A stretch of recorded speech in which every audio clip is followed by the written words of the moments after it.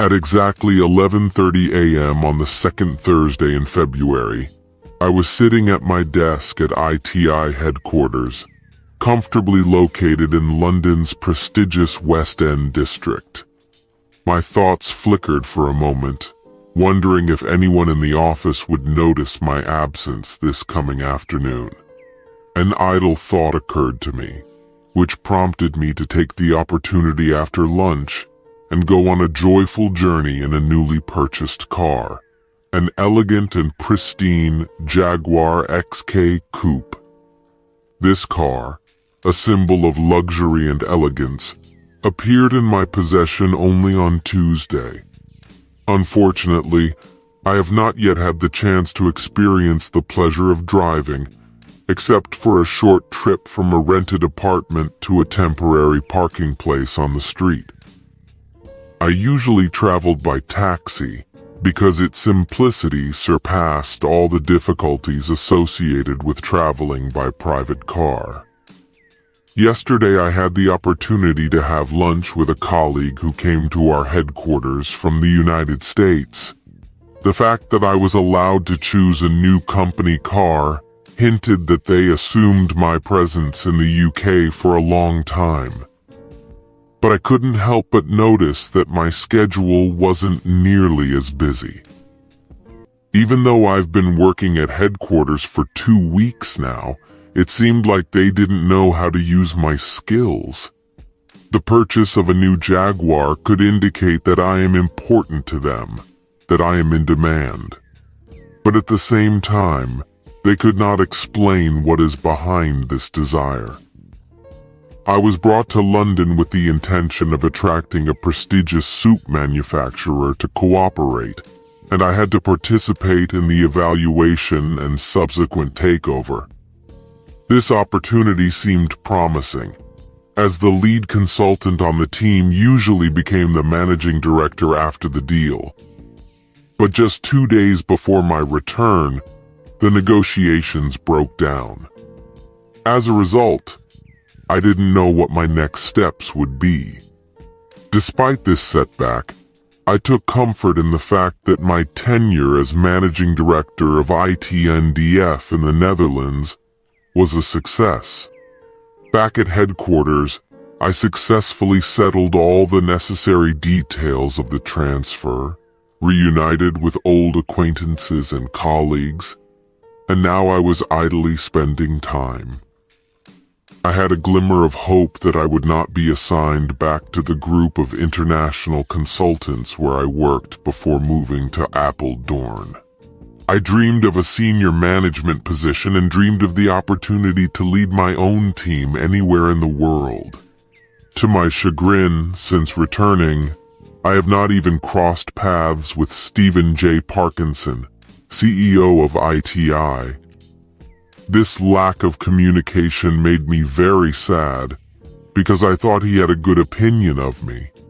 I was one of his wards, and I'm sure I haven't let him down since he appointed me managing director of IT Jameson's in Bristol almost 6 years ago. It's hard to believe that it's only been 6 years.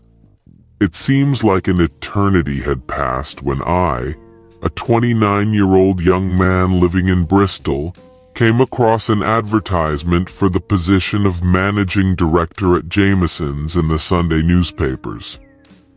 I submitted my application not expecting to get this position, but rather as a personal milestone to prove that I took the initiative. Publicly, I have openly stated my ambitions and belief that I will be able to take such a position. This statement was made in my hometown of Bristol, where I was working at the time. It is important to note that in those days I had a wife and family, but significant changes can happen in 6 years. I later found out that I was the youngest candidate among those who were shortlisted. Interestingly, Stephen Parkinson, a member of the interview committee, played a crucial role in getting me the job. I believe that there was a unique bond between us that still exists. But maybe I was wrong. While I was wandering in my thoughts, The phone suddenly interrupted my thoughts. "This is Chris Bennett speaking," I answered Pamela's call. She informed me that Stephen wanted to see me and assured me that he thought I wouldn't be too busy. Pamela, as Stephen's secretary, had considerable power at ITI. Going up to the 11th floor, I went to Stephen's open door and entered his office. Although ITI's offices were not luxurious, Stephen's office was certainly an exception. In fact, even Pamela's outer office exuded an impressive aura. The entire 11th floor, known as the director's room, was undoubtedly impressive. Stephen's was at the top of the list. His attention shifted up when he recognized my presence. Without hesitation, he got up from his seat and, quickly circling the table, held out both hands to me, shaking mine enthusiastically. "Welcome back to the UK, Chris," he began, his voice filled with genuine warmth. "Congratulations on your outstanding performance at the NDF. You have really succeeded, and I am grateful to you for that." Grateful for his kind words, I replied. "Thank you, Stephen. It was an amazing experience, but it's nice to be back." I sat down in the visitor's chair and watched as Stephen resumed his place at the table. Breaking the short silence, he remarked, "Well, don't get too comfortable yet. I have something for you. What field do you specialize in?" I never imagined myself to be a physicist, although my interest in physics was undeniable. But can my point of view change? I asked this question, looking forward to his answer. However, he just brushed it off, leaving my question unanswered. Disappointed, I asked why he ignored my question, and if he could offer any additional ideas. The answer came easily. Due to the fact that I knew physics well in my school years, this subject was easy for me. But after graduating from high school, I chose a different path and became a qualified accountant, despite my lack of passion for calculations. With luck, the generosity of my employer allowed me to get an MBA and become a management consultant. Thinking about this unexpected journey, I couldn't help but wonder what it had led me to. You may already know about my diverse biography, and if not, then it should be well documented in my documents. Why are you asking this now? It's a pity that I didn't remember how well you are suited for what I have in mind. This could prevent unnecessary disputes. When we brought you back from Holland, we had other plans. But I have something for you that your past achievements can claim more than I imagined. Now I'm intrigued. Please tell me. We are considering sending you back to where you came from. I hope you don't mind the idea. Not to Jameson, but to Bristol.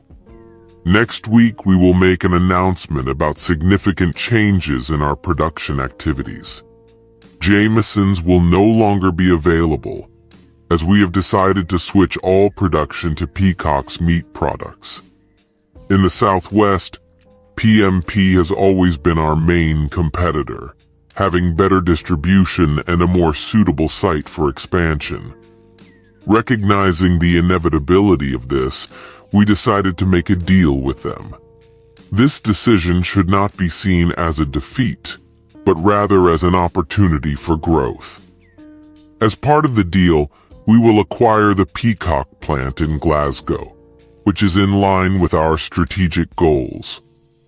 While we are sorry to say goodbye to Jameson's, we recognize the dedication of the talented people who were a part of it. Moreover, with Jameson's departure, it looks like we won't have any other businesses left in Bristol. We didn't know them before, but now we do. Have you heard of W.R. Franks and Sons? I'm a little familiar with them. I suppose they specialize in high-tech medical equipment, right? Aren't they currently owned by the German company TDF?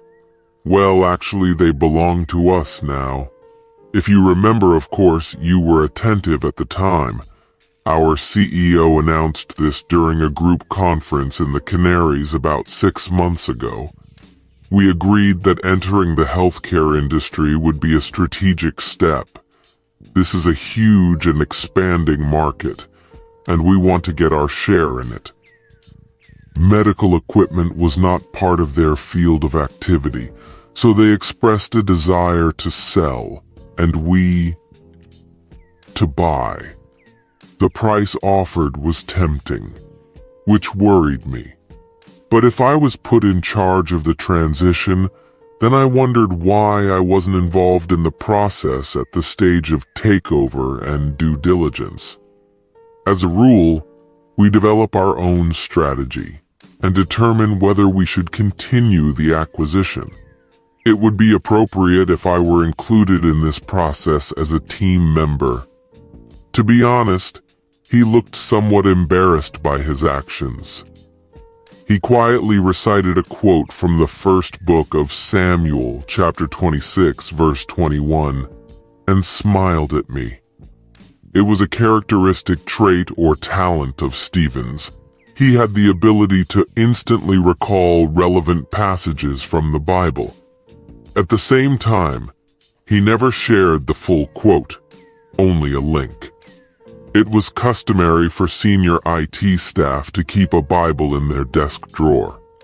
And although I did not recognize the specific version, I suspected that it was an expression of apology.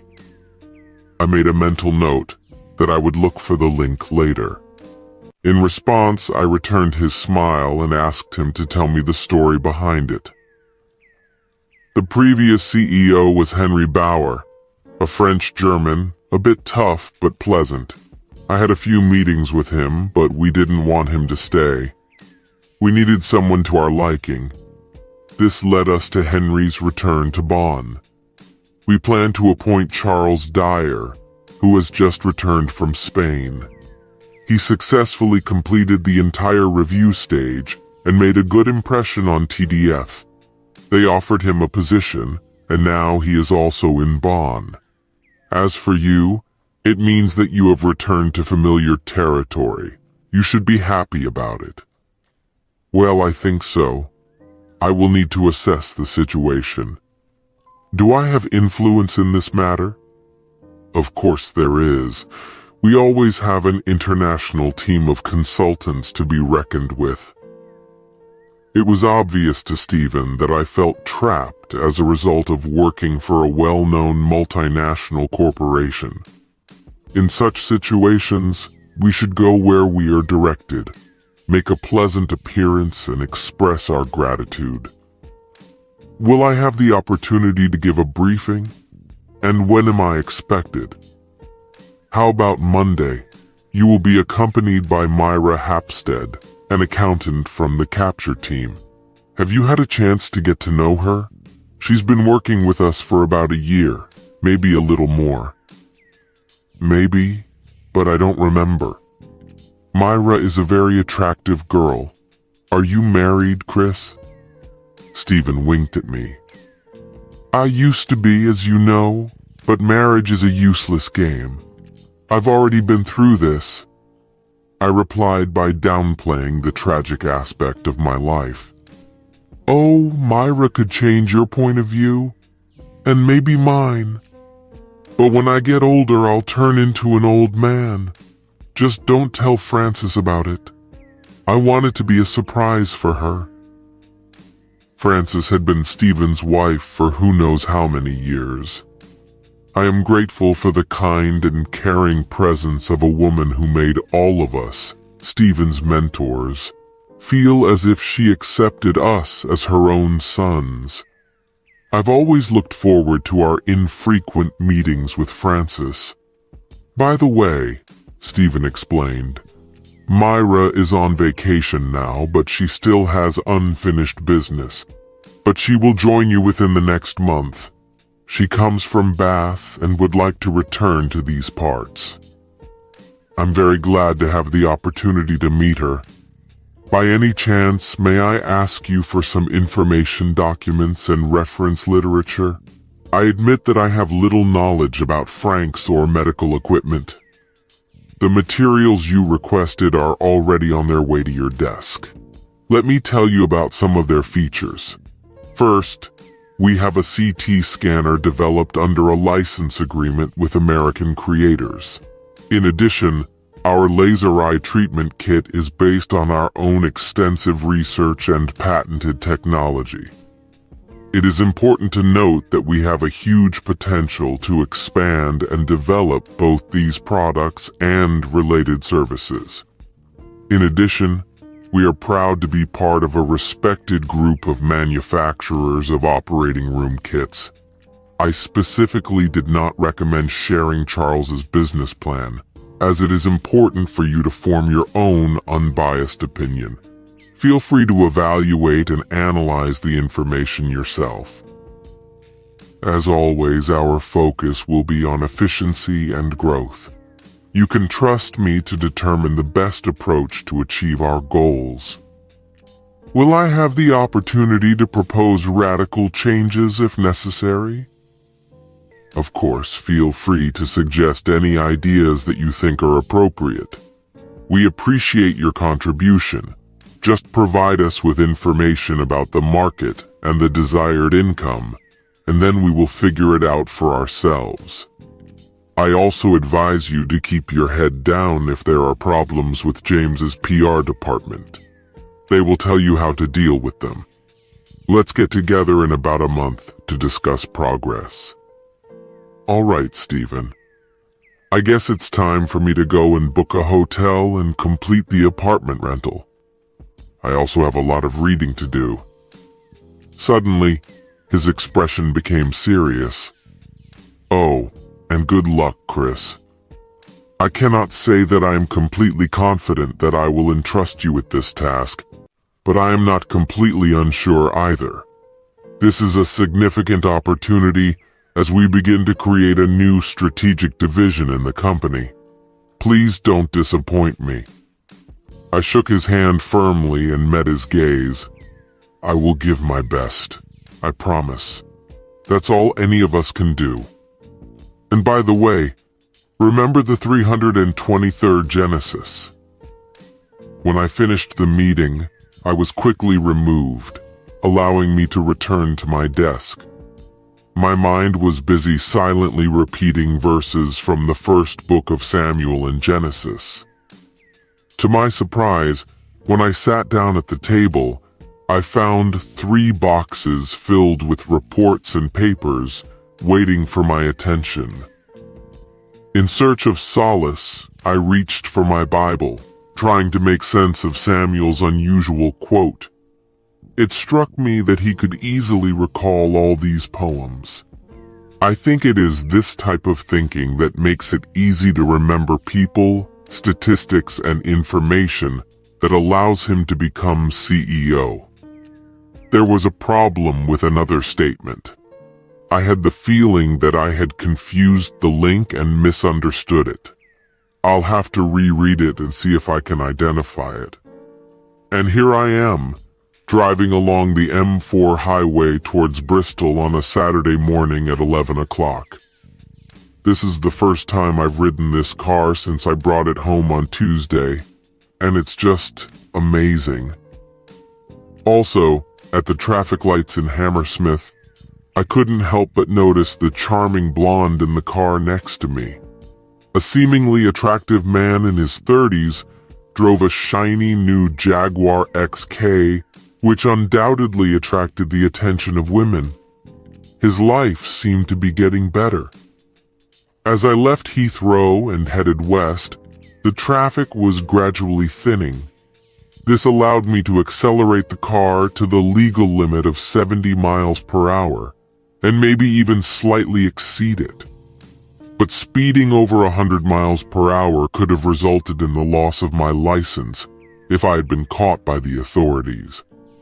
I decided to accelerate to 90 for a while, but then I slowed down and turned on the cruise control to a steady 75.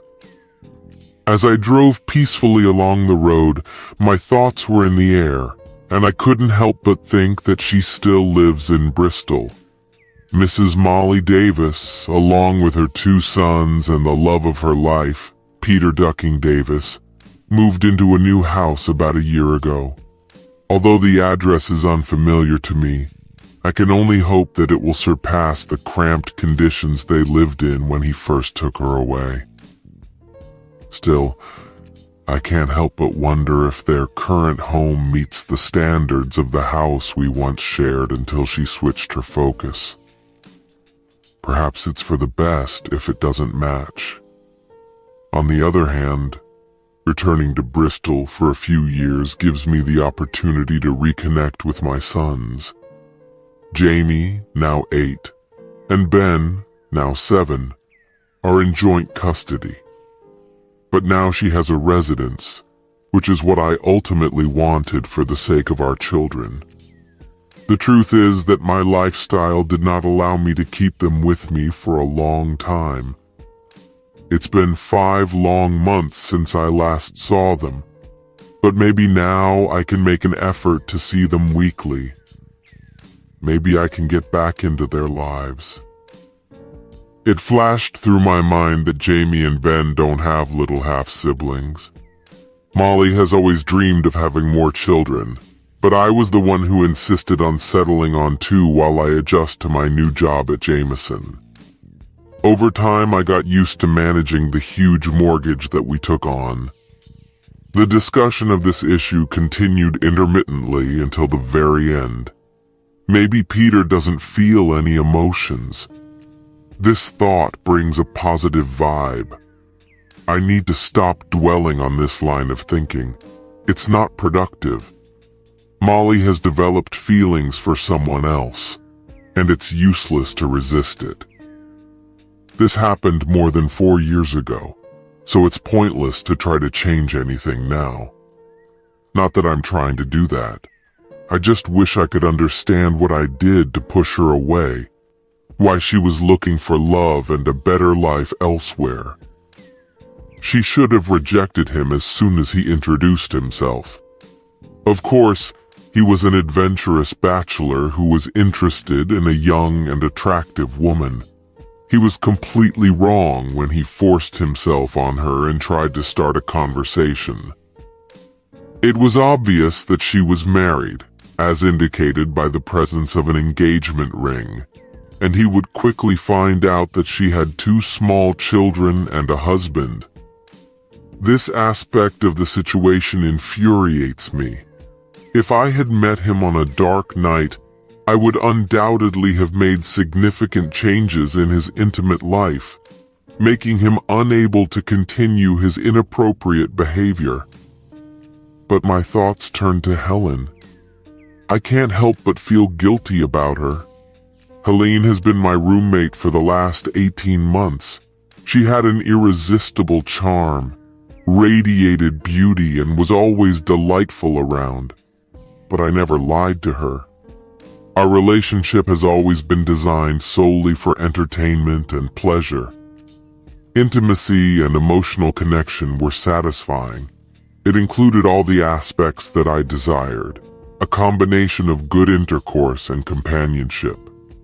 Although the physical aspect was not comparable to Molly, I recognized that Helen's body was more attractive because she was 5 years younger and had no experience of childbirth.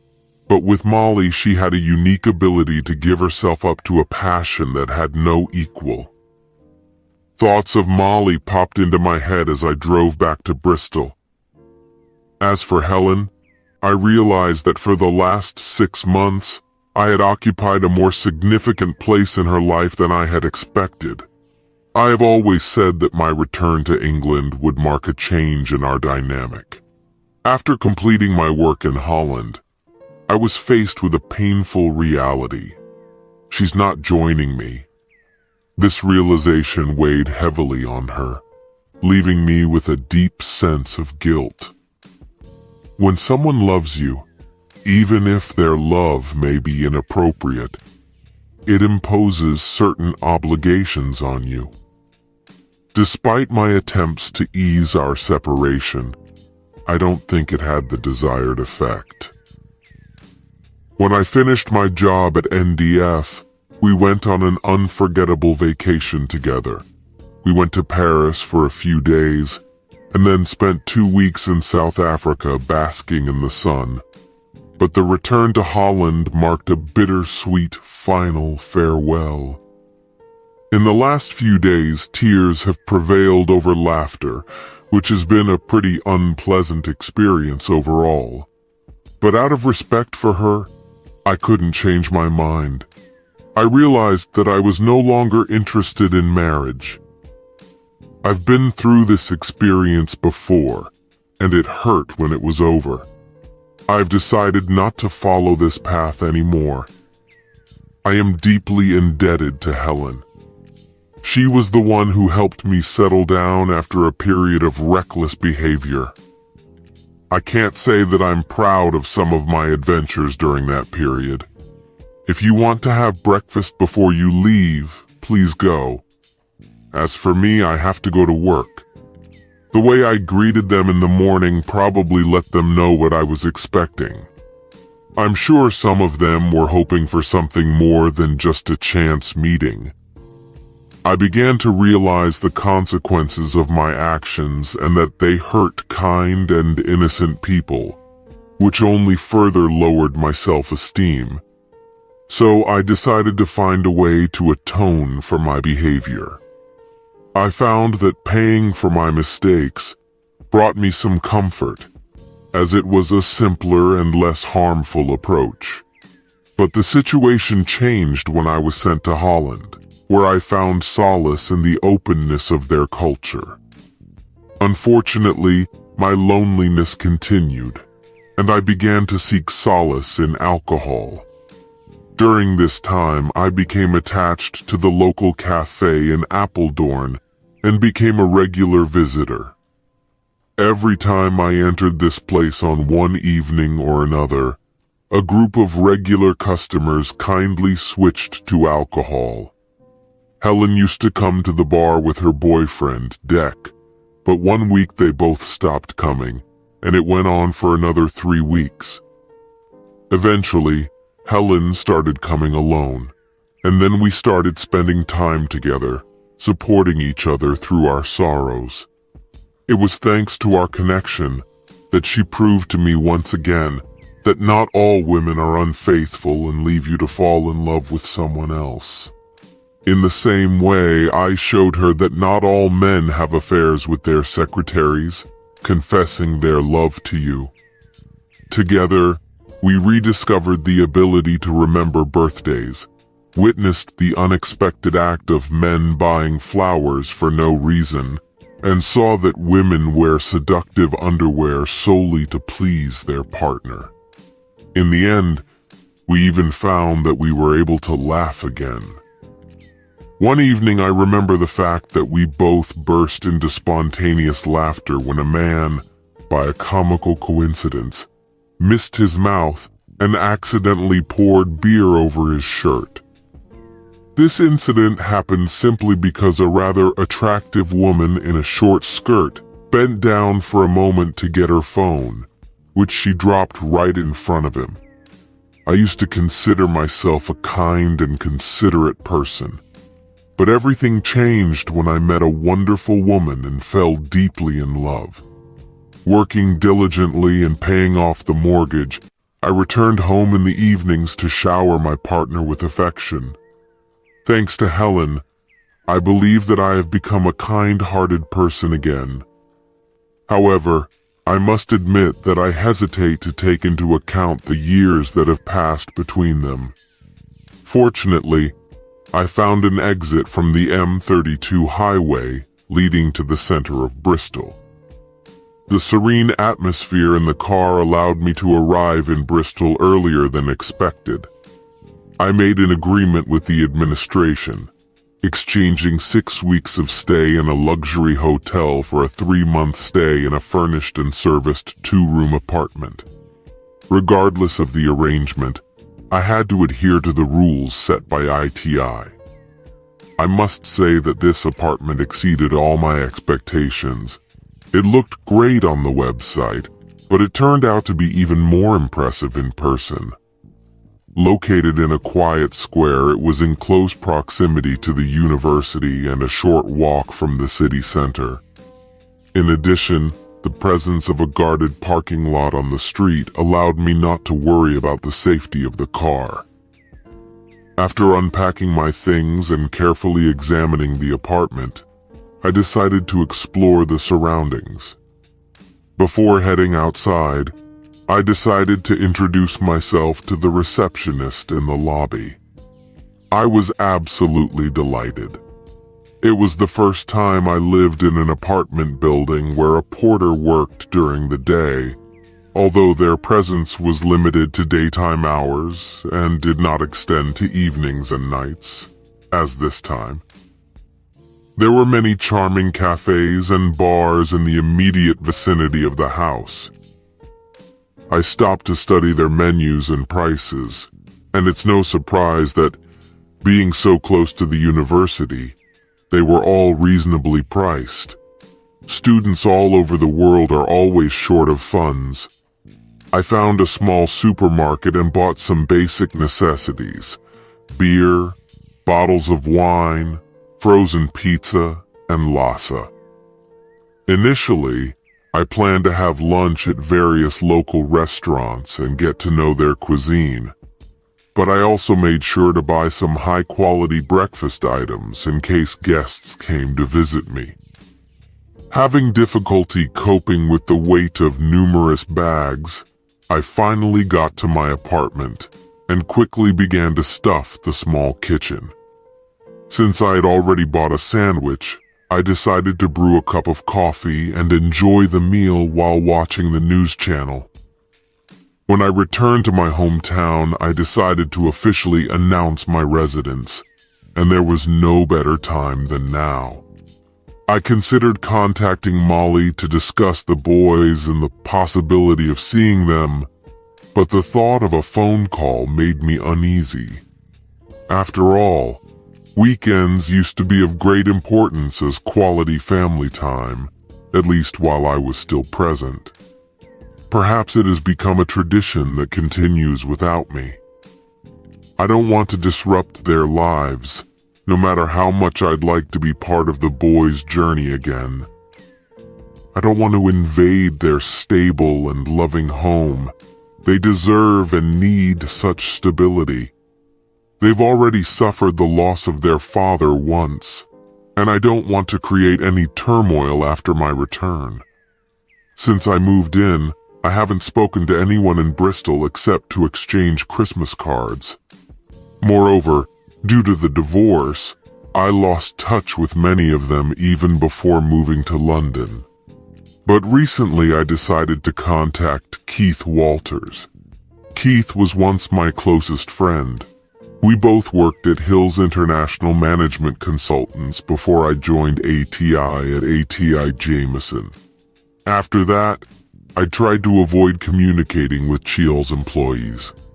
They really hoped that their former colleague, who has now become the managing director of a well-known local company, would provide them with many profitable consulting projects. But the situation took an awkward turn, and it became easier for me to avoid them. Then, a sad event happened. My marriage broke up, and the last thing I needed was a group of former colleagues pointing out my mistakes. That's why I distanced myself from Keith and his wife Anna for a while. We used to be close friends as they lived not far from us until we moved into a more spacious house. They had a son named Daniel, who was 8 years old at the time. During the birth of her son, Anne had complications that made her unwilling to get pregnant again. So Keith decided to have a vasectomy, which was accompanied by some inappropriate remarks in the office. Unfortunately, the same week that I filed for divorce, tragedy struck. Daniel, Keith's son, died in a traffic accident. Given my personal experiences, I was unable to provide Keith with the support he needed during this difficult time. Despite my emotional state, I attended the funeral, as did Molly, I didn't know that was the last time I saw her as Mrs. Molly Bennett. A few weeks later, my divorce was formalized. 5 weeks later, she became Mrs. Molly Davis. We spoke briefly at the funeral, discussing the tragic loss of Daniel. There was a feeling that she had something to say, but it remained unspoken. It would be nice to end the conversation. I decided to contact Keith and Ann Walters anyway. Keith answered the phone immediately, and I introduced myself as Chris Bennett, a voice from the past. He expressed his joy at my call and asked about my whereabouts. I informed him that I had returned to Bristol. He was delighted and asked me how long I would stay in the city so that we could meet. I replied that I would be here in the foreseeable future, so I guess the answer will be yes. Is there any way to spend the evening? It would be great if Anne could join us, as it would be nice to see both of you. Unfortunately, this is not possible today. We have a lot to do and we are very busy, but I can come tomorrow night. Anne is going to stay with her parents for a week tomorrow. I'll put her on the train tomorrow night. Can we meet somewhere? Great, then tomorrow night. Do you have any suggestions where to meet? I haven't been here for a long time, so I don't know the best places. Okay, do you want to have a snack? I probably won't refuse. Depending on how the day turns out, there is an opportunity to meet later. I would recommend a charming Italian bar and restaurant located about 40 yards from the Theatre Royal on the opposite side of the road. It's called something or other, and although it's painted in unattractive fluorescent lime green on the outside, the overall atmosphere is pleasant and the food is quite decent. Let's arrange to meet there.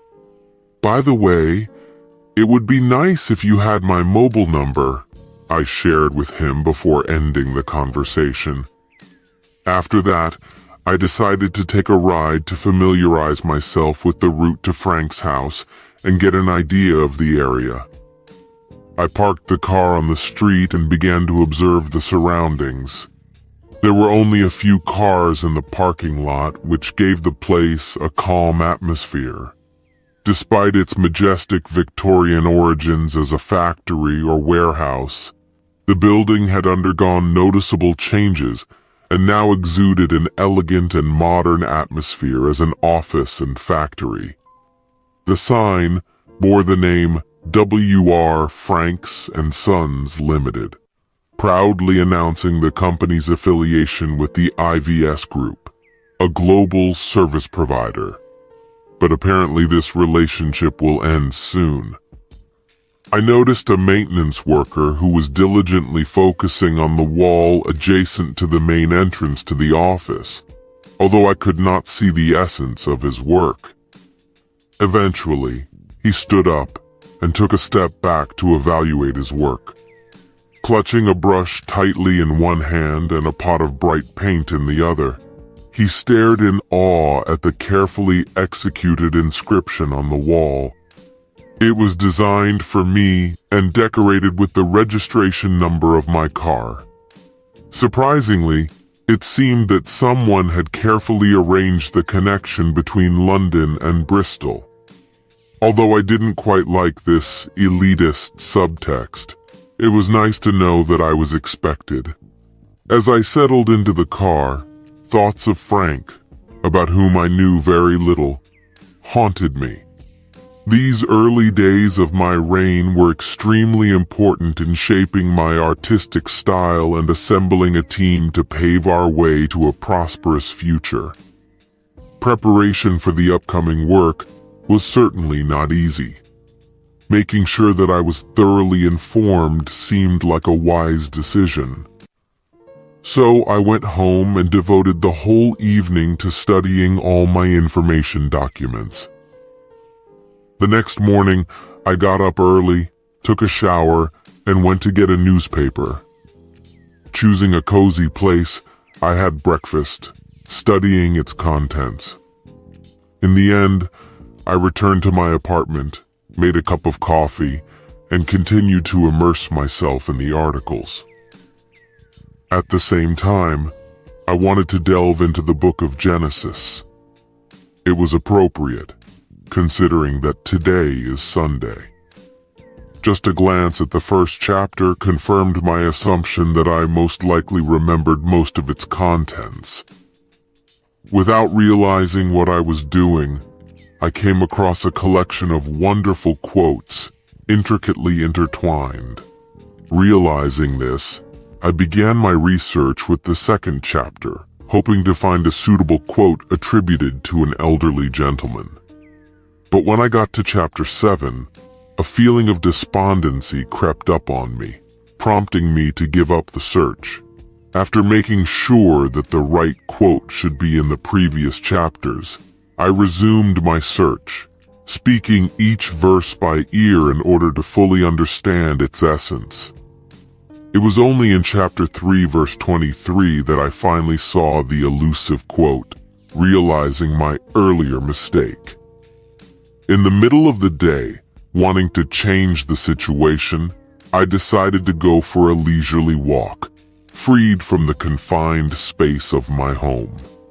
To get to the Italian bar by 6:30 p.m., I went to Brandon Park and climbed the hill to the Cabot Tower, a structure erected in honor of John Cabot's historic journey from Bristol to America. Although the views gradually decreased with the fading of the light, the invigorating fresh air revived me. Approaching the Old Vic, which some call the Royal Theatre, from the west side, I noticed a whale making its way down the street. Noticing me, he patiently stood by the rather unpleasantly painted facade of the bar. We shook hands and patted each other on the back, hugging each other in a warm gesture. We bombarded each other with questions, rejoicing at the long-awaited reunion. Soon a waiter came up to us, ready to greet us. The question arose whether we would like to have lunch or a drink. Glancing at the whale, I suggested that we postpone the meal and enjoy it later. Keith, being wise, offered to accompany the meal with a second bottle of wine. It seemed like a reasonable plan. After informing him of my return to the city as managing director of the Franks Company, which is now proudly owned by ITI, our conversation turned to his own life and current events. To my surprise, he informed me that he would be leaving Chell next Friday. I thought you'd stay there forever. Curious, I asked what had changed. He explained that, as expected, life was incredibly difficult after Daniel's death. A wise man told me that a person never really recovers from the loss of a child, but rather learns to coexist with this pain. And they were absolutely right. About a year ago, we celebrated our 3rd anniversary, which seemed quite logical.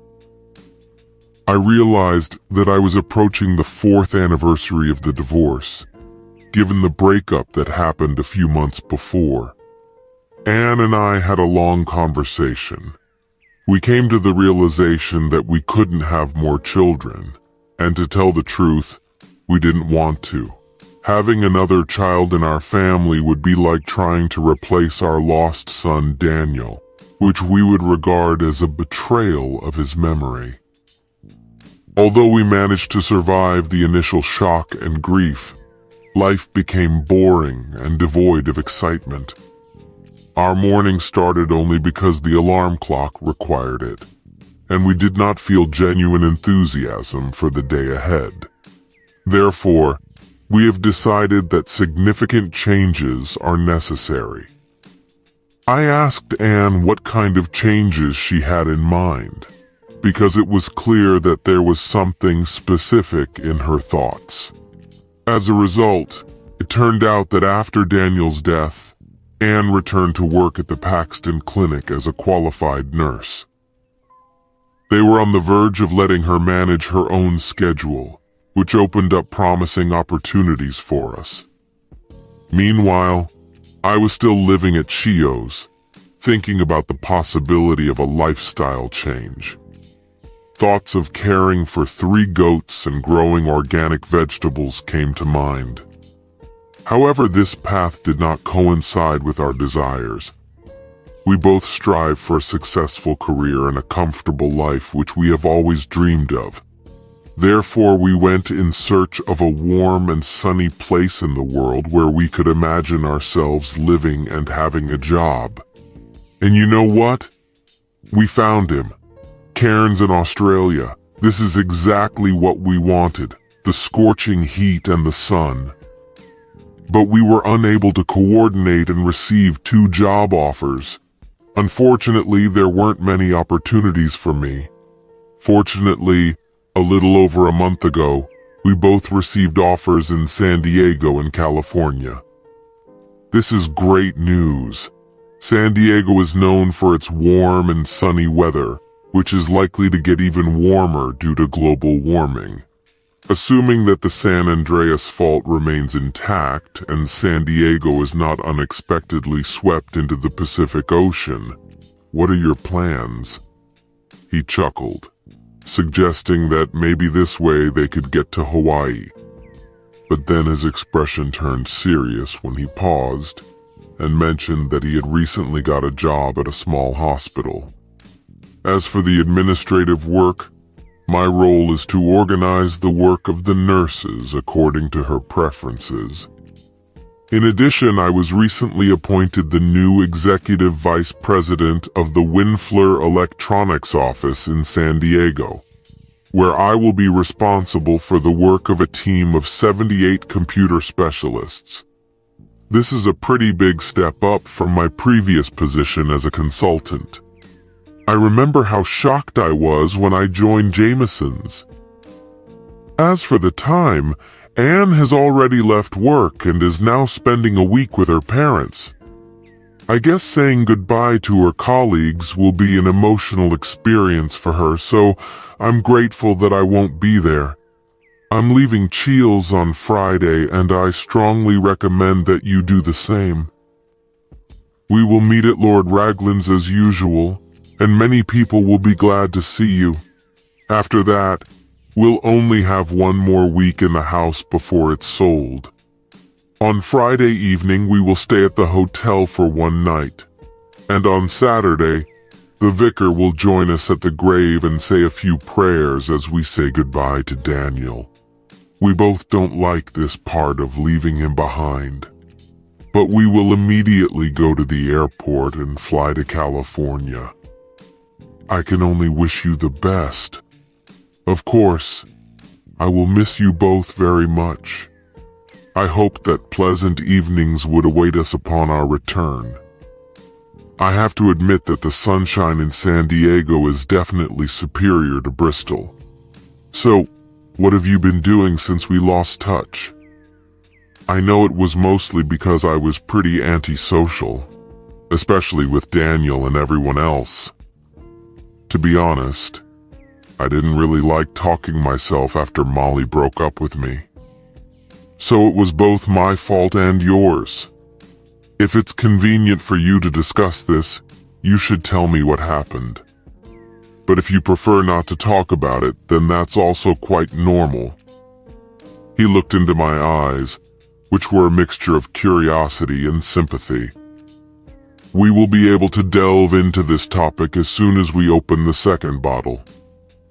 I won't indulge in it too much, considering that I have a new job starting tomorrow, remember?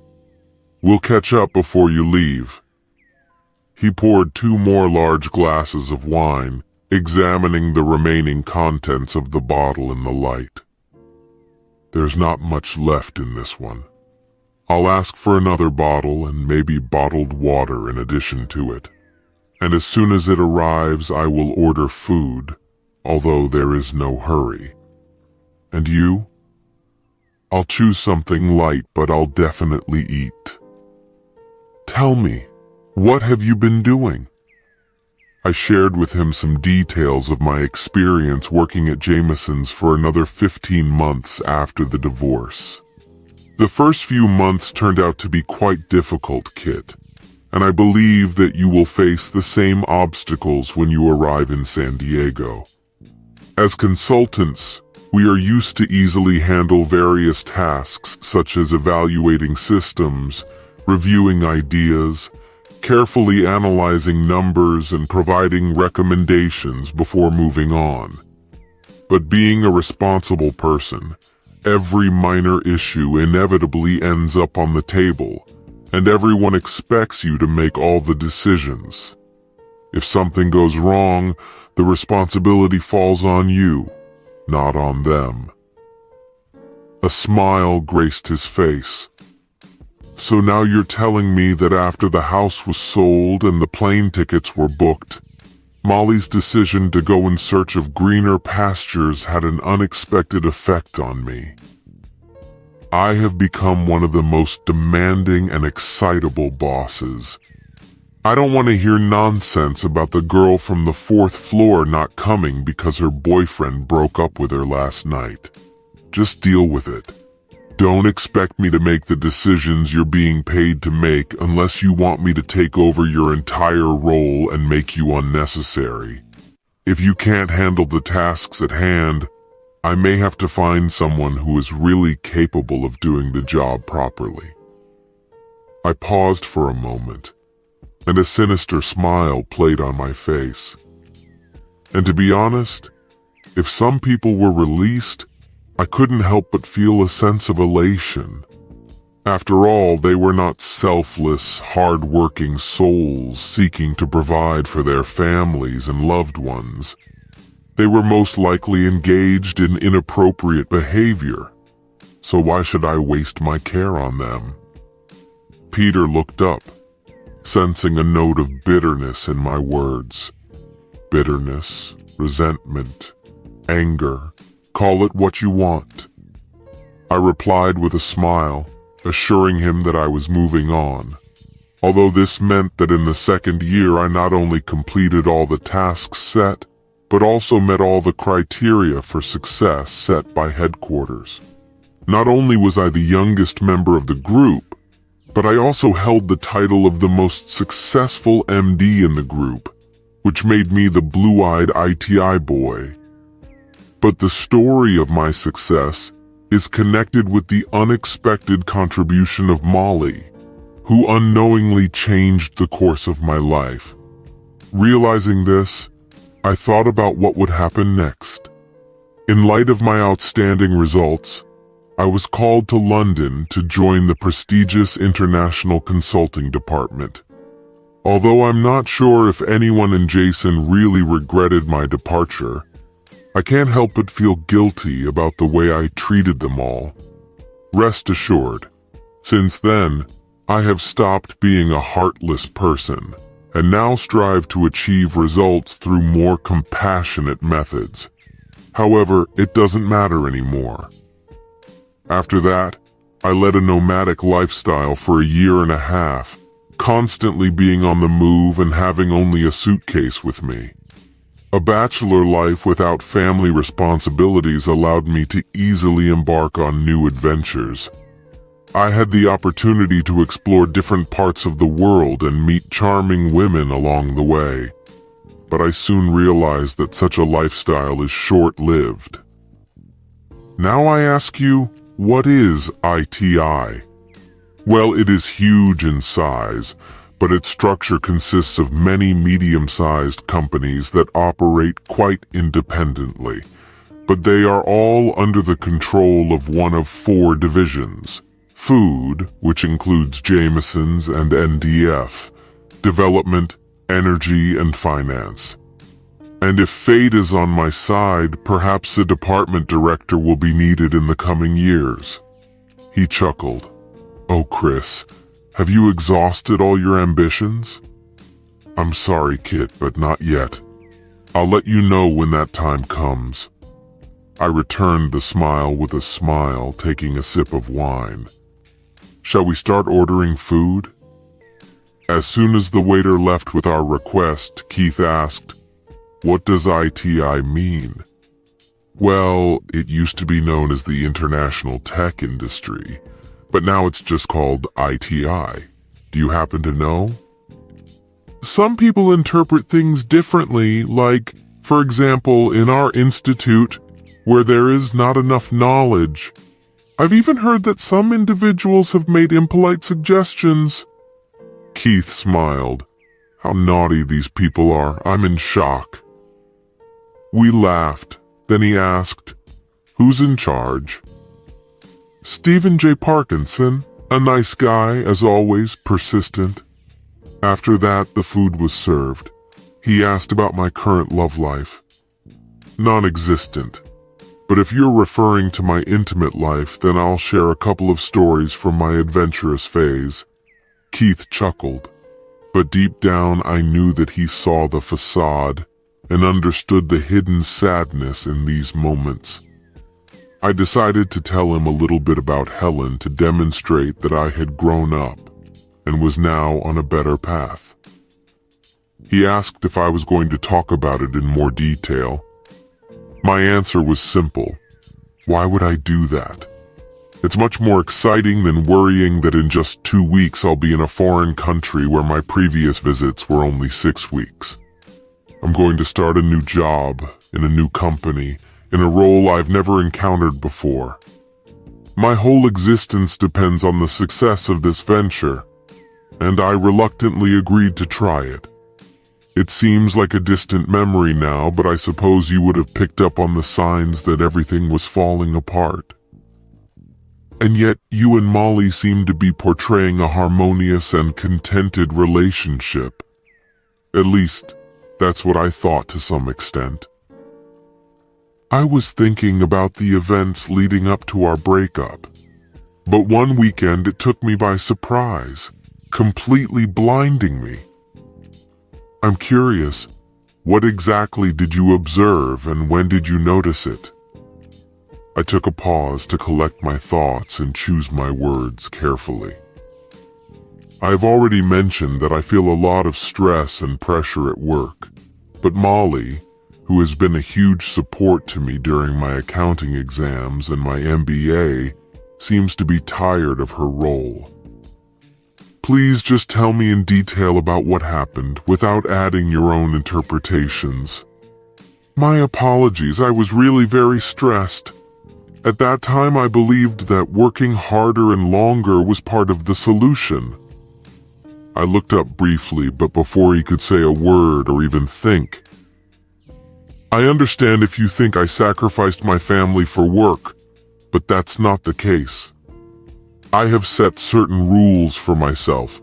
For example, I insisted on a family breakfast, although I moved it half an hour earlier. This small adjustment allowed me to spend time with my boys every day.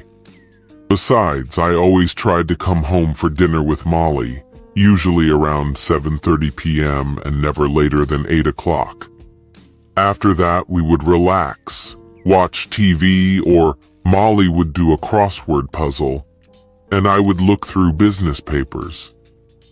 I made a conscious decision not to work at home at the computer, so as not to isolate myself behind the screen.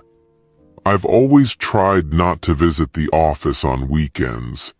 Given the difficult circumstances, I thought it was wise to limit my trips, overnight stays, and entertainment.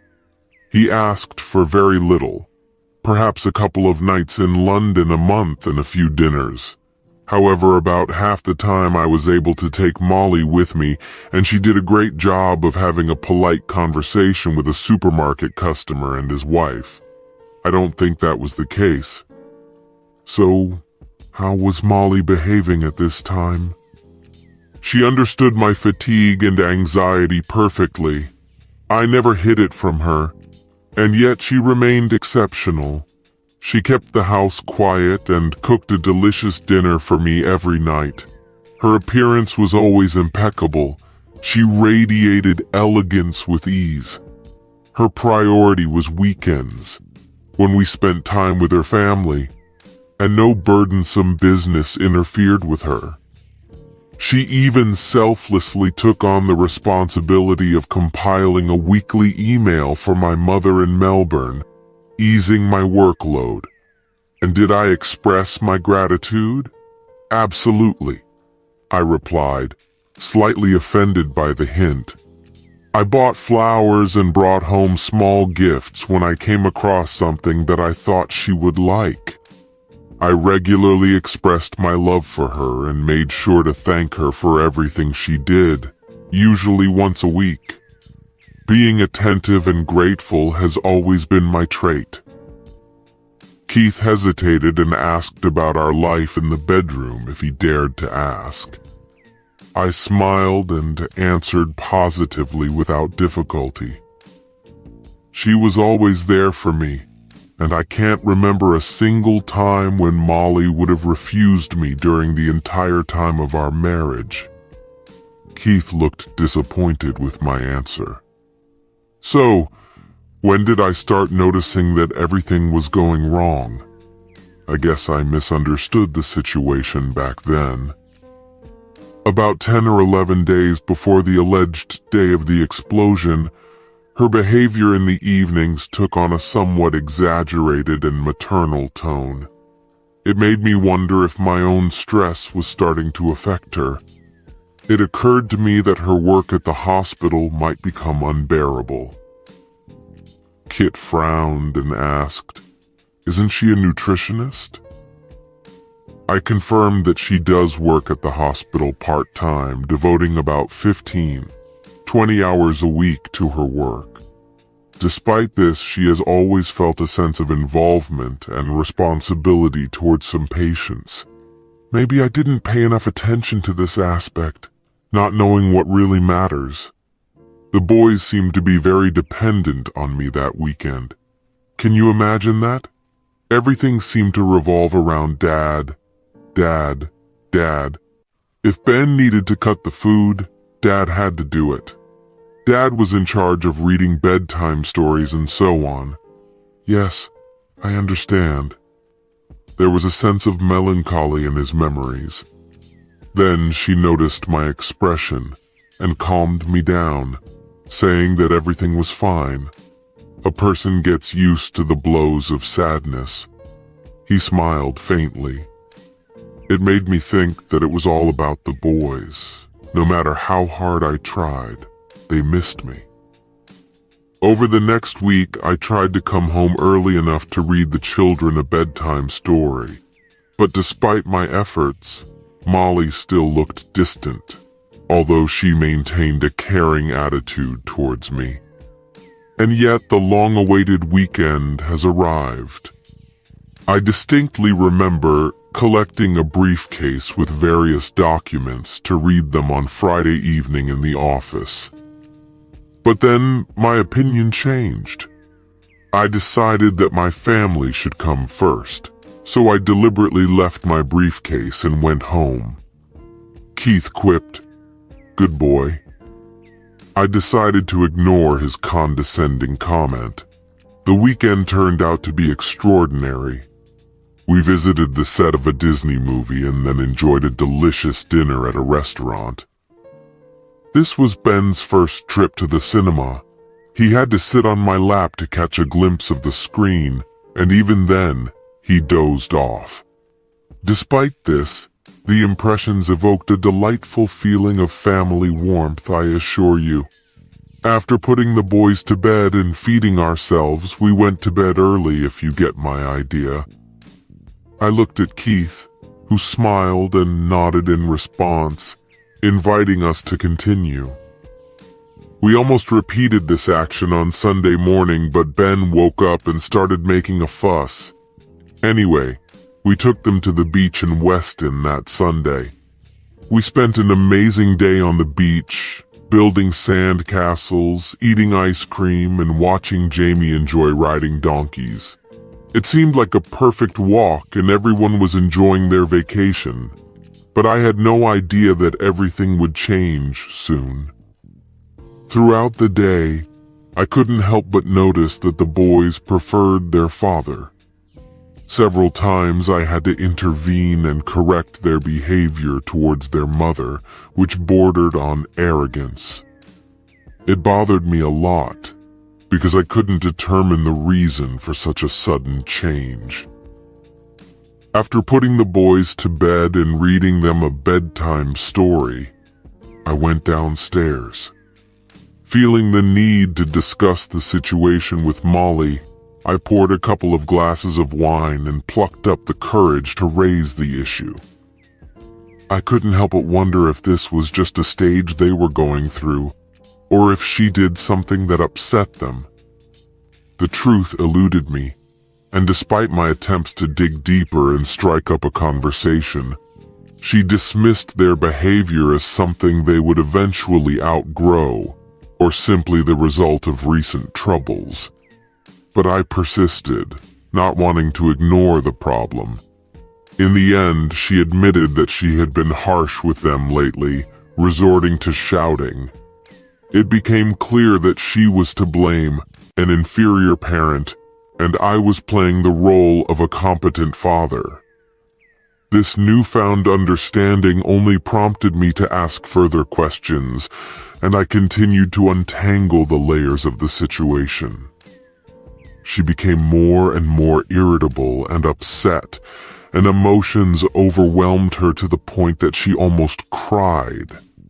And then she suddenly confessed that she had someone else. This was the final outcome of the conversation for the couple. There was a moment's silence as we tried to digest this shocking revelation and regain control of our emotions. Keith kept a focused expression on his face, and I took a sip of water and forced myself to smile. The anger inside me burst out, and I hurled a barrage of expletives at him with such volume that it was hard to ignore them. She was in a state as of intense sadness, pouring out her soul that she felt overwhelming guilt, and that she never wanted to harm me. This explained her irritable behavior towards the boys during the previous week. Unfortunately, she entered into an intimate relationship with him, and it was in his apartment near the embankment. In the end, I plucked up the courage and asked about her feelings for him. Along the way, I found out that his name is Peter Davis, and he is doing some research at the hospital. To be honest, I gave her a direct ultimatum. Did she really love him, or was she just getting into a relationship with some slutty researcher at the hospital? In response, she stated that she had deep feelings for him. To be honest, it really hurt me. I felt completely defeated, as if my whole life had passed me by. I had nothing more to say, so I just went to bed. When she said she had deep feelings for him, what did you mean? Exactly what she said is that he occupies an important place in her life, perhaps even more. I assumed she would soften the truth a little for my sake, to make it less painful. I guess I thought she loved him. Anyway, please continue. What happened after that? I went to bed and she joined me about 30 minutes later. She continued to cry, expressing regret for hurting me. All I did was inform her that she would not be allowed in any of the beds where I live. I suggested that she pack her things and spend the night in the spare bedroom. This statement seemed to hurt her deeply, and she realized that our relationship was over. As I lay in bed staring at the ceiling, various thoughts raced through my head. The sounds of her crying in the next room filled the air. Keith paused for a moment, thinking before asking, "Should I find out if she had any reason to suspect you of infidelity? Maybe a serious relationship or just casual meetings. That's what you claimed after our breakup." Naturally, I thought about it. I can say with confidence that there has never been anything like this in my life. But did she believe that they could be? How should I know? She shouldn't have assumed anything because there was nothing like that. I'm sorry for the question. It was just a thought. Look, Keith, I don't want to portray myself as perfect, because I know that's not the case. Sometimes on weekends I was too exhausted to handle the boundless energy of two little boys jumping around me. I know that I brought home an excessive amount of work papers to read, and I'm sure Molly had a long list of my mistakes. I wore jeans all the time on weekends, and she always asked me to change into something more presentable for our events. Interestingly, I don't have a single pair of jeans anymore. In addition, she often criticized me for not being in control of my emotions, simply because I don't cry. But I must admit that in the delivery room, when our boys were born, I was still a little worried, although I did not consider it necessary to make a spectacle of it. She grew up believing that gardening is a man's role in the household, thanks to her father's passion for this occupation. It didn't seem like anything special to her. Keith smiled at me, and I thought the same thing back. But what happened the next morning? I decided to wake up early, unable to sleep and hoping to leave the house unnoticed. But she followed me down the stairs as I was leaving the bedroom. She looked unhappy, still sobbing and apologizing. I just left. Sometimes an apology is not enough. We have been happily married for 7 years. But apologies don't change the situation. Anyway, I decided to go to the office, but my attention was distracted, and instead I spent time making phone calls in search of an affordable studio apartment. I eventually came across a cheap option on Brewston Road. Roughly speaking, it was a dirty, fully furnished room. Over the years, the condition of the area has deteriorated further. It desperately needs to be demolished and rebuilt from scratch. In the late afternoon, I returned home and started packing my bags. In the midst of this work, she came home and burst into hysterical screaming. It was really disturbing. I managed to calm her down by talking to her in a calm manner. I assured her that we can discuss everything over the weekend, but I need a few days. Without further ado, I left. Have you ever found out how they first met? Indeed, I asked about it that very Monday evening. I cannot vouch for the accuracy of the details because I was not in the most receptive state of mind to really listen. But as far as I understood, he approached her and joined her in the almost empty staff dining room while she was enjoying a late lunch. That's what still bothers me, his choice to engage in conversation and flirt with a married woman. At first they fell in love, and I understand that their bond was an unstoppable force. Unfortunately, I became collateral damage in their way. But during their first meeting, it was just a case of a single man named Randy noticing an attractive woman dining alone and decided to take a chance. Being familiar with Molly, I know perfectly well that if she starts a conversation with someone, she certainly mentions Jimmy and Ben. Therefore, Randy knew that she was married, as evidenced by the wedding ring on her finger, and immediately learned that she was the mother of 2 small children. It's important to note that Molly was supposedly happily married, or so I thought. He decided to start a conversation with her, and this marked the beginning of a whole chain of events. The outcome depended on her reaction. Was she really joining in the conversation, or was she just being polite by refraining from asking him to leave? This, of course, depended on his subtlety and her state of mind. And yet she responded, eventually meeting him at his apartment on the waterfront one afternoon. It was then that my downfall became inevitable. And at that time, you retreated into your shabby room, purposefully ignoring her attempts to get in touch. I didn't know if I should talk to her or take over the week. I thought that if she really wanted to see me or contact me, she would find a way, but she never found it. Despite this, I still returned for the weekend. More precisely, I returned late on Sunday evening, although I was working on Saturday and I had no reason to refuse. So, what did she say? She mentioned that Peter Davis was a really nice man who reminded her of me in some way. She also praised his great sense of humor and intelligence. He also had excellent listening skills.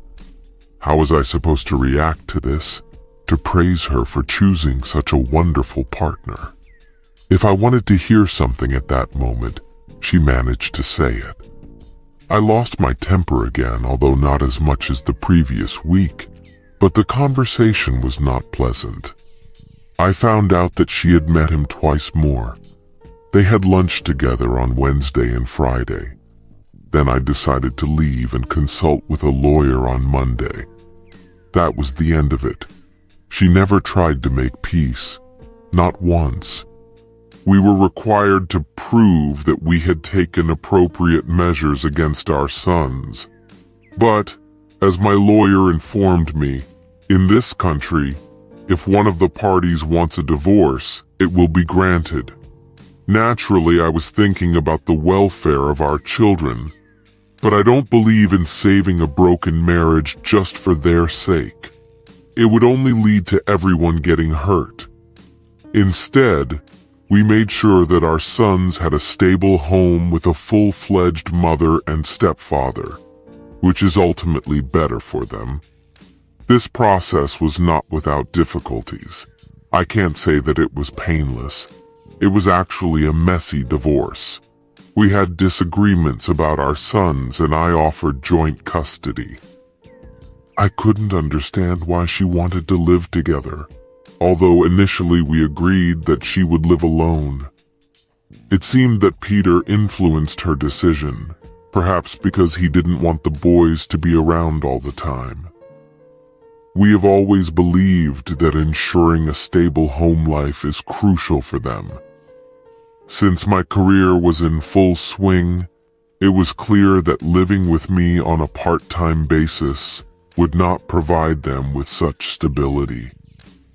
I thought they would be better off with their mother, or even with their mother and this Peter Davis, if they were really going to be together. But after winning this argument, our differences turned to the topic of money. To be honest, I think her lawyers had a greater impact on this aspect than her personal position. Do you remember the house we moved into recently? Yes, I remember him. Anne was very jealous. Yes, it was right after I got a job in IT. We decided to take out a significant mortgage and finally purchase the spacious family home we have always dreamed of.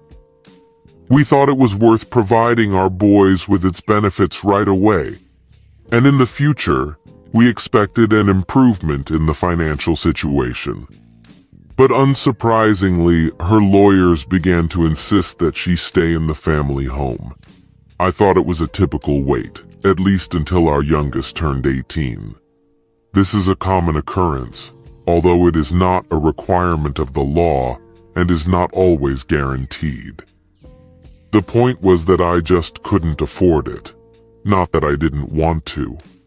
It was because of my limited income, and even a small increase in the mortgage rate would have led me to bankruptcy. I needed to find a place to live, even the most modest, and fulfill my official obligations. It seemed impossible, but her attorney was determined to devastate me financially. But in the end, I sold the house anyway. It took several weeks of continuous conflict to get to this point. Naturally, I offered to buy them a more compact alternative residence, but negotiations continued. And then suddenly I received a letter from my beloved but estranged wife. It turned out that dear Peter had proposed marriage to her.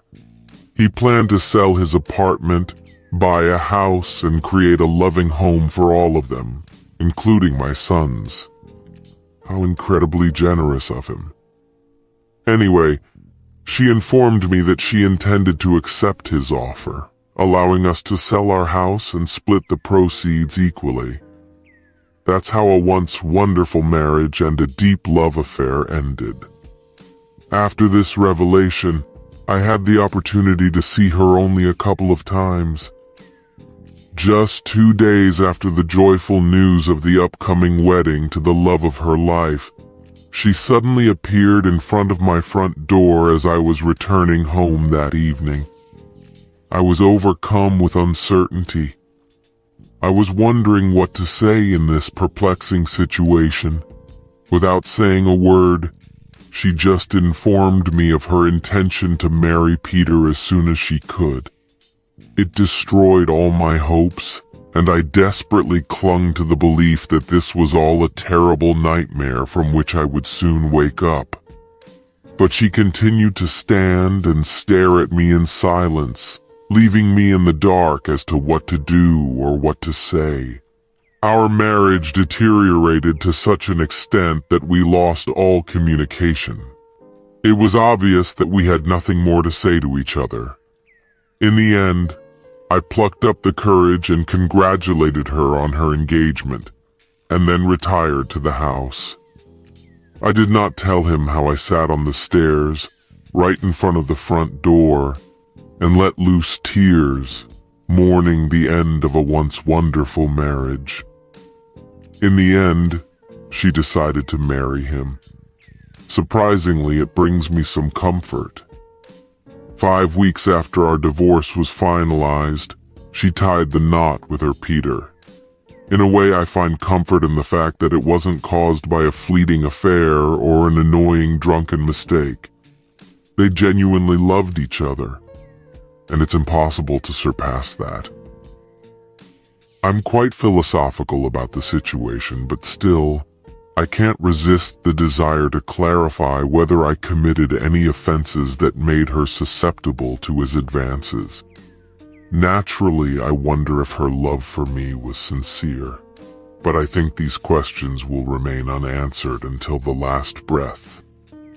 I shrugged, exchanging a glance with Keith, and a slight smile appeared on my face. There was silence for a while before I finally broke it. I admit that my words could spoil the mood, but I assure you, I am not consumed by bitterness and resentment. Life is really fun. I really like this experience. But I need a rest to keep my radiance, because tomorrow I have to conquer an entire kingdom. Let's settle up and leave. I will definitely meet with you again before you leave. Please give my regards to Anna. The sky stretched overhead, a vast expanse of flawless azure calm, unbroken only by the melodious chirping of blissful birds fluttering from branch to branch. Dana, dressed in a cozy housecoat, was drinking coffee, absently looking out the kitchen window at the quintessential summer day in Chicago. A moment before her dear friend and neighbor entered the house, there was a knock on the back door. "My God, Dana, aren't you dressed yet? The weather is just great." "Hi, Gloria," Dana said, turning her attention to her friend.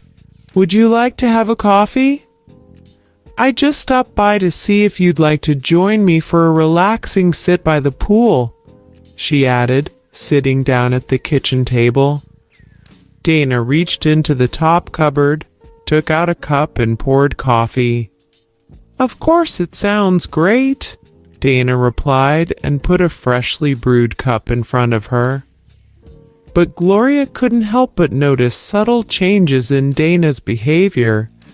She seemed to be on the verge of losing her composure, lost in her own thoughts. Worried, Gloria asked, Is everything okay, Dana? The unusual presence of Dana in a bathrobe at 10 o'clock in the morning attracted Gloria's attention. Worried, she asked, "It doesn't look like you're wearing a bathrobe at this hour. Are you all right?" Dana calmed her down by saying, "I'm fine. I'm just worried about something." Deciding to allay Dana's worries, Gloria suggested, "Can we discuss this by the pool? The weather is already amazing.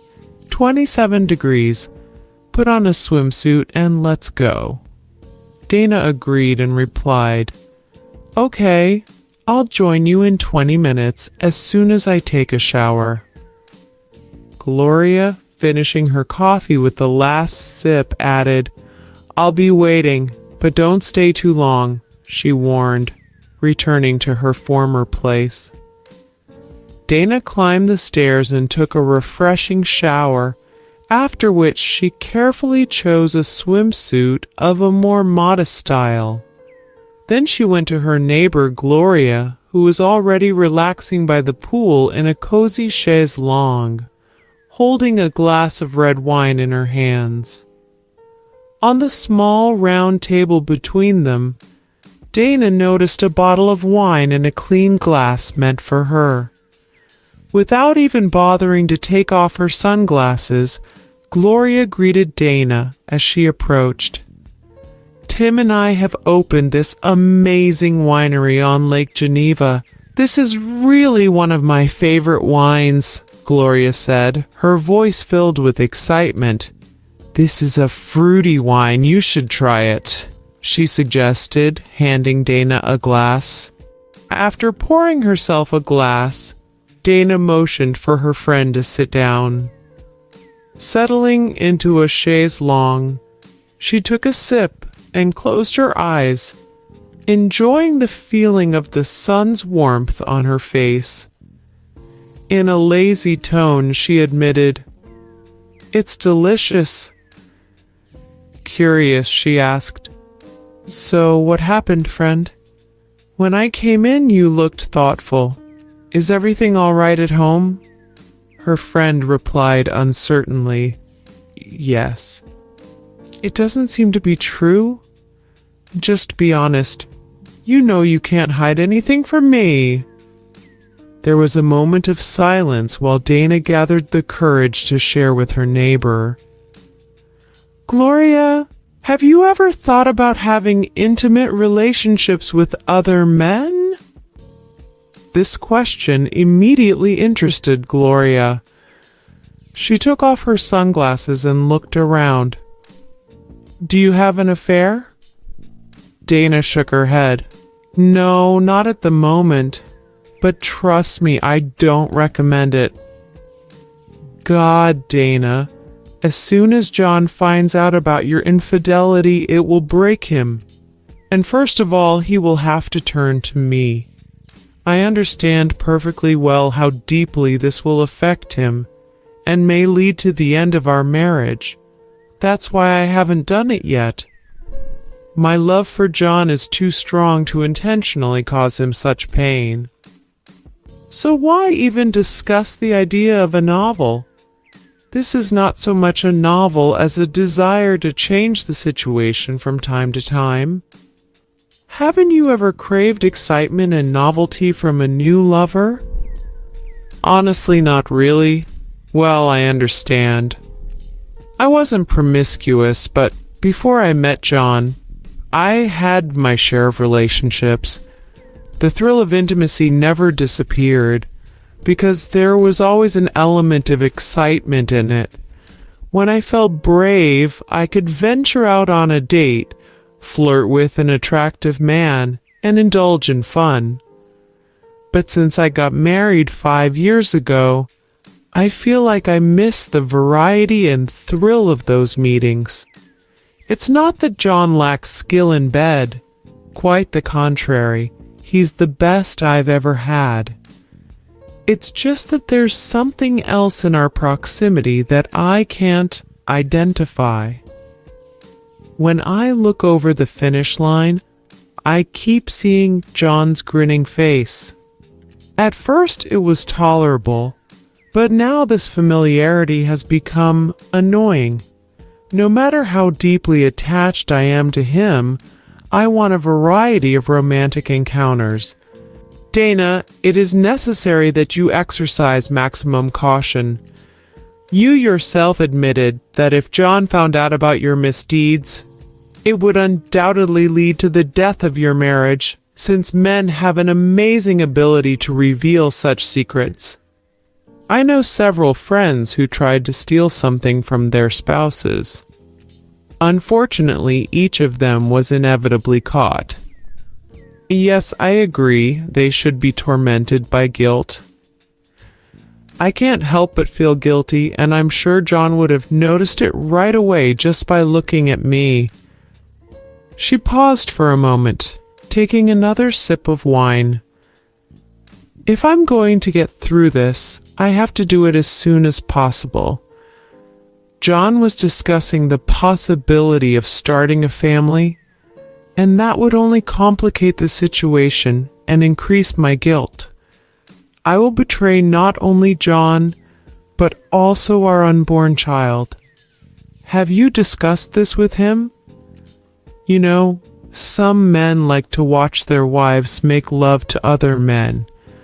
Perhaps this is his secret fantasy, which he did not share with you. No, you're probably joking. We have already discussed fidelity in our relationship. You can be sure that he is not interested in such a relationship. If he was interested, this situation would be much easier. What's on your mind? I know you too well, Gloria. That meat of yours usually means that something insidious is going on. I was thinking, what if you inadvertently make your uncle worry? Dana had no idea what her friend meant. I don't understand, she replied, perplexed. Surrender. Admit defeat. Gloria continued to explain her words. Yes, provide him with sufficient intimacy and perhaps even surpass his desires. Moreover, insist on it. When he's at home in the afternoon, express your desire for intimacy. As soon as he goes to bed at night, immediately show perseverance. Encourage him to set his alarm early in the morning, explaining that you need a physical connection to hold out until he returns. He may like it at first, but eventually he won't be able to maintain a physical connection. As fatigue sets in and his performance decreases, you start to have complaints. Dana began to understand her friend's plan. Yes, she exclaimed enthusiastically. Everything makes sense now. I will keep him with me until he is physically exhausted, and then I will continuously criticize him. I will express my dissatisfaction with our closeness, express disappointment, and encourage him to take vitamins or any other possible solution. I will constantly talk about his shortcomings. Eventually, he will find himself desperately seeking affection from someone else. Gloria nodded in agreement, confirming their insidious plan. Dana praised Gloria, calling her a genius, while they discussed the problem. But Dana became increasingly worried, wondering if her husband would eventually notice. Having been married for 5 years, she had never demanded such frequent intimacy before. She was worried that her husband would sense something was wrong if she mentioned that she had a lover, and perhaps realize that this was all part of a well-thought-out plan. Gloria thought for a moment before her cunning intellect came up with an answer. To express dissatisfaction with the hot flashes, men don't seem to understand anything about female hormones at all. Tell them that their balance is completely disrupted, which causes incessant desire. Hot flashes at my age are ridiculous. He will never believe it. And yet, Gloria persisted, confident that he would believe her. In the end, will he sincerely seek an explanation? Wow, for the first 2 weeks, he will experience every man's outrageous fantasy if he manages to hold out that long, Gloria giggled.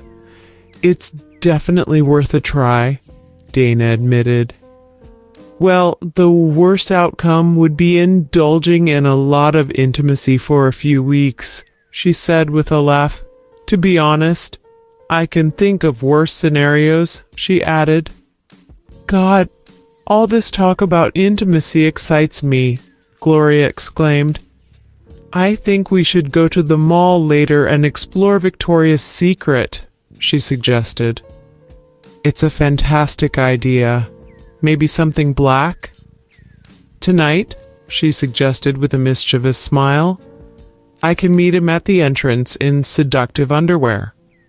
Her remark was met with mutual amusement as both women planned to seduce their husbands.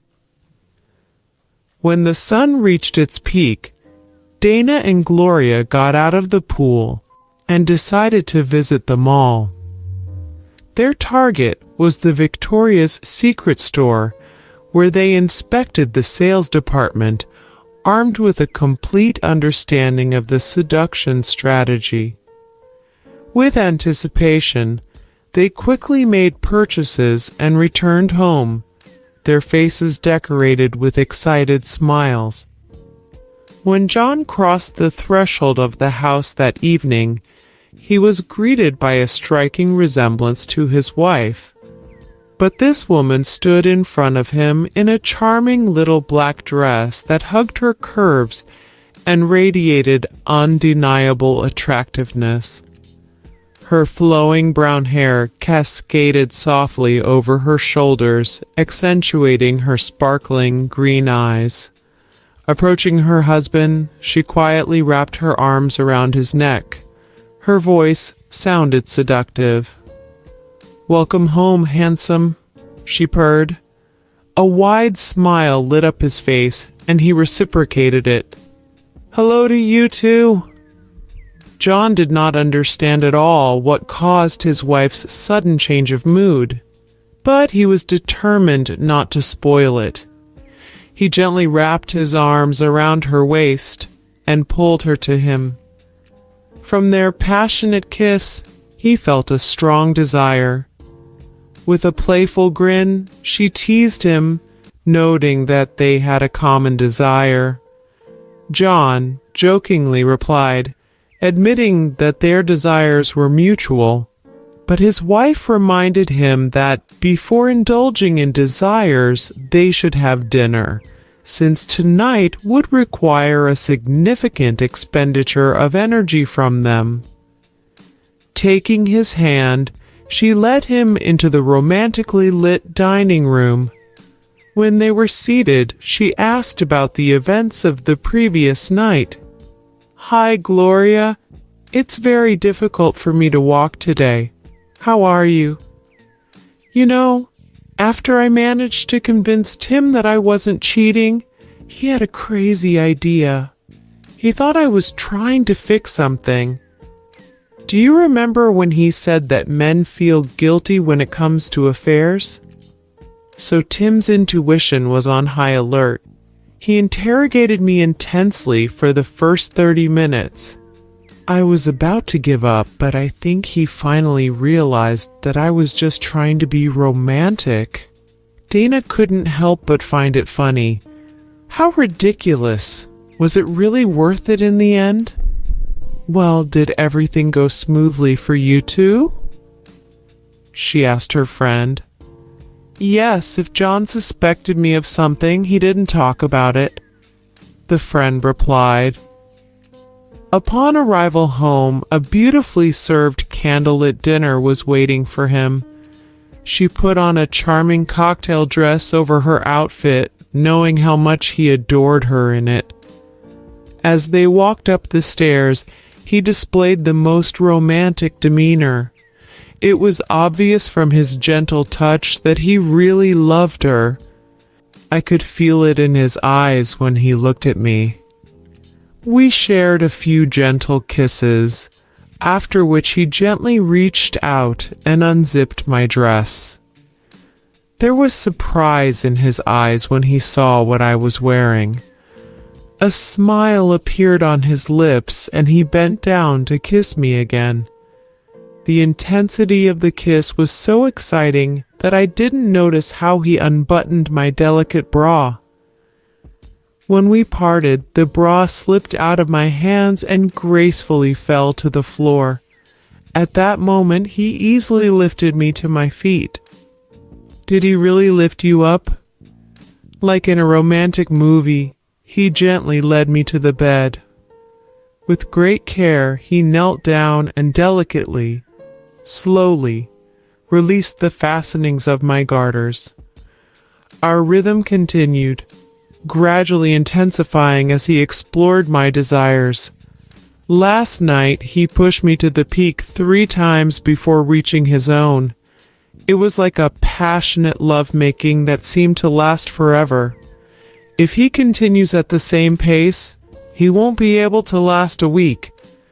But he didn't stop there. It took me a while to recover and get back to normal. Are you kidding me? No, why? Oh my God, Dana. Tim wakes up in about 20 minutes. How long have you two been doing this? We went to bed around 9:30 p.m. When I checked the time before we went to bed, it was already a little after midnight, so, according to my calculations, about 3.5 hours. Gloria was surprised. Really? Well, it's not always that long, only when we're both in the mood. Sometimes it's more like a quick meeting, like this morning. This morning? So you're saying that he had the strength for another round this morning? Yes, I really regret that we didn't set the alarm for an earlier time.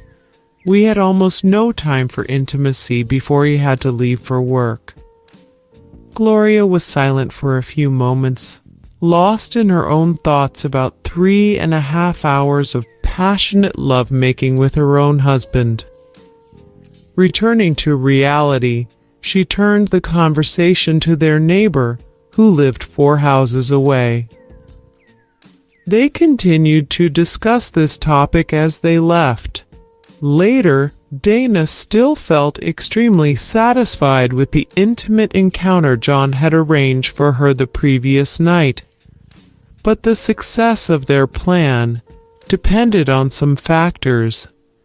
She had the ability to ignite his desire without difficulty.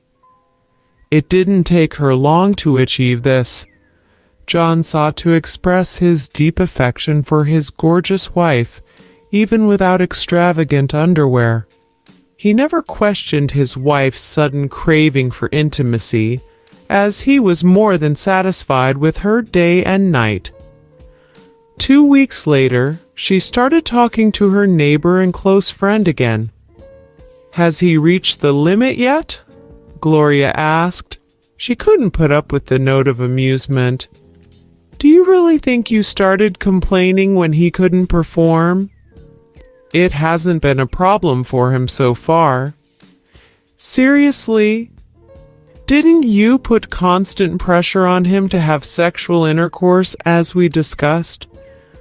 Of course, Gloria.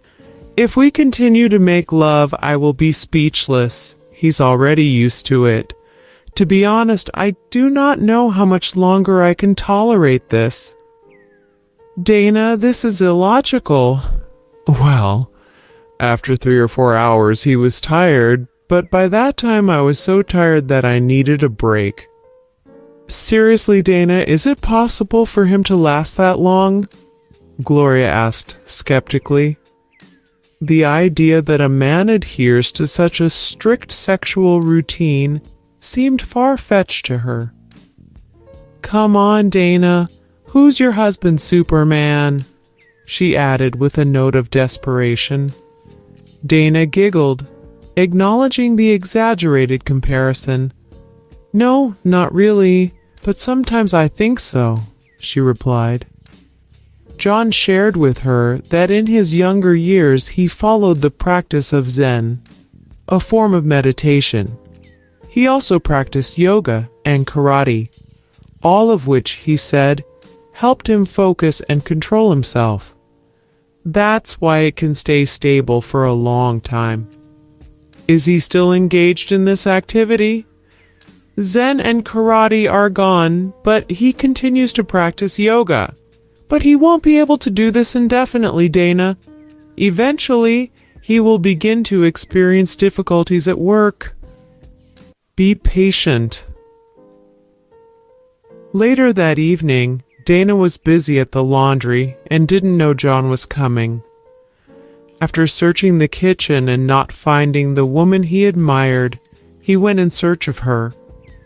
He eventually discovered that she was bending over and putting clothes in the dryer.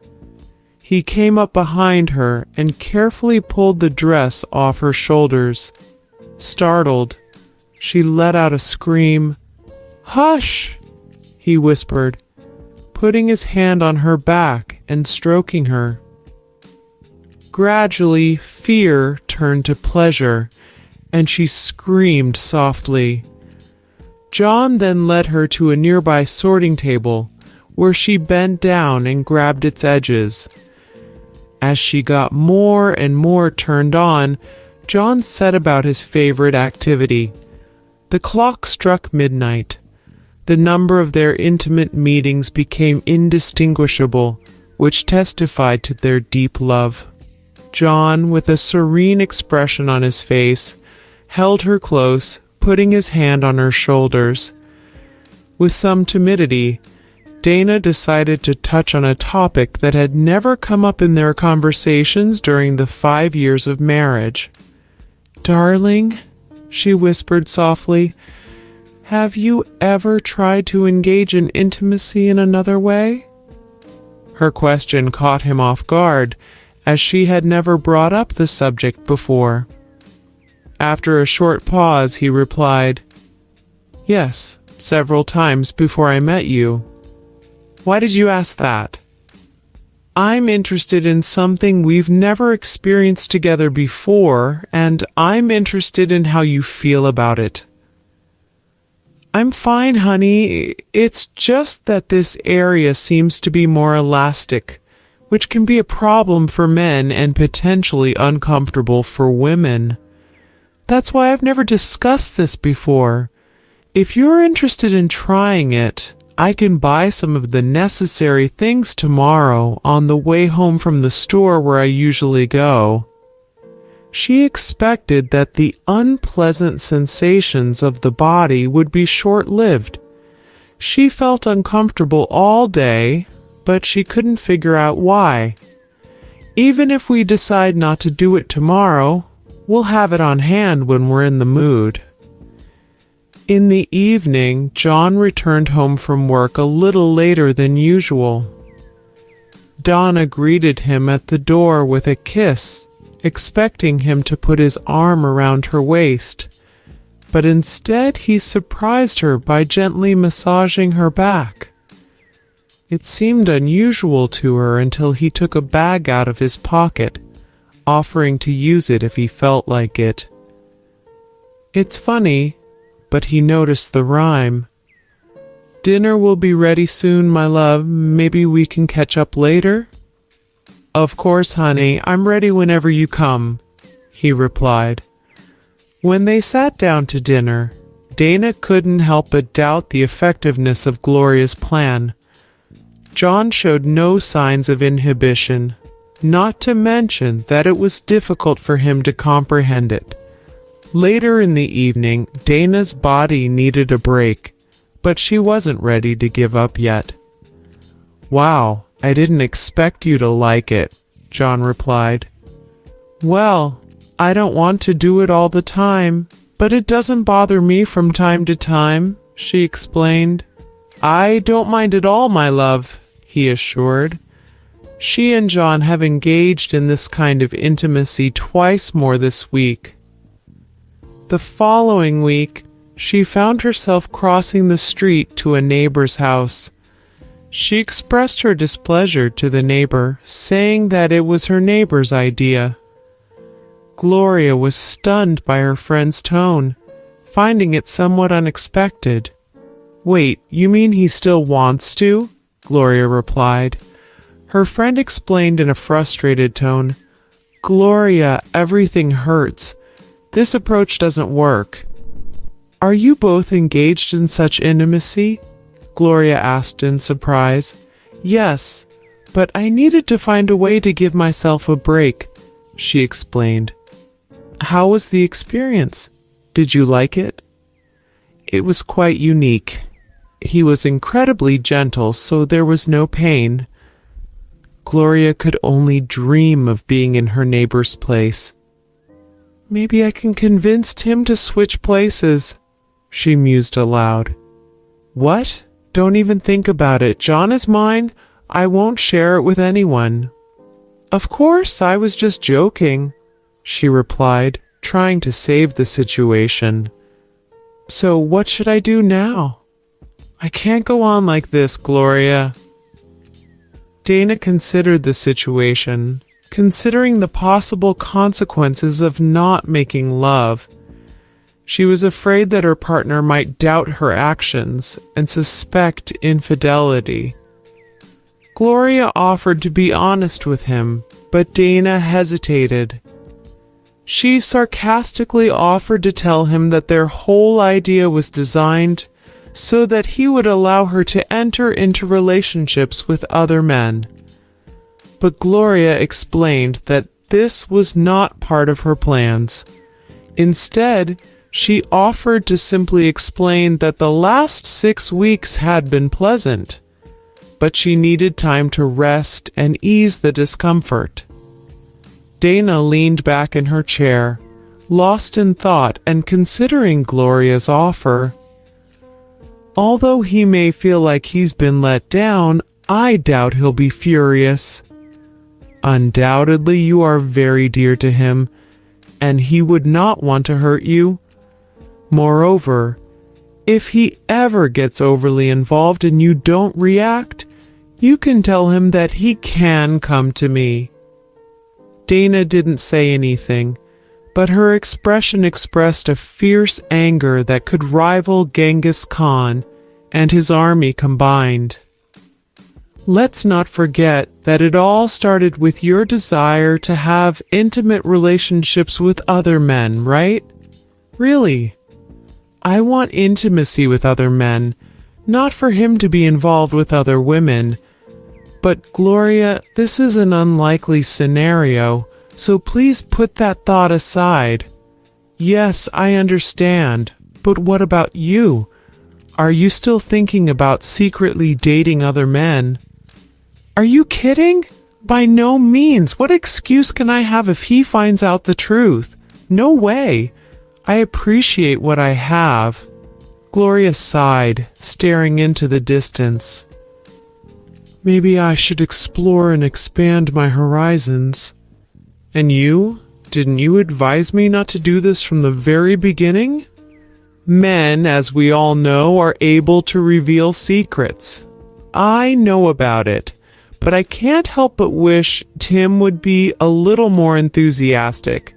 I practically have to lash out at him when I feel frisky, and even then, it's nothing compared to the passion between you and John.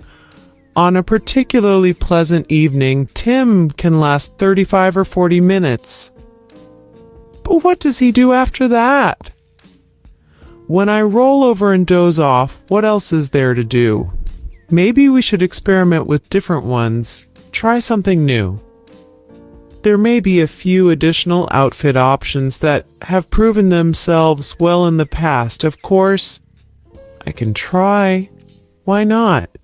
She stated dispassionately, shrugging her shoulders. In the end, there was nothing to lose. That evening, while Dana was setting the table, John came into the room. She reached out and wrapped her arms around her husband's neck, anticipating their usual affectionate kiss. But when he tried to grab her buttocks and pull her closer, Dana wrinkled her nose in discomfort. "Be careful, dear, it's very sensitive there," she warned. After observing his expression, she noticed the unmistakable worry on his face.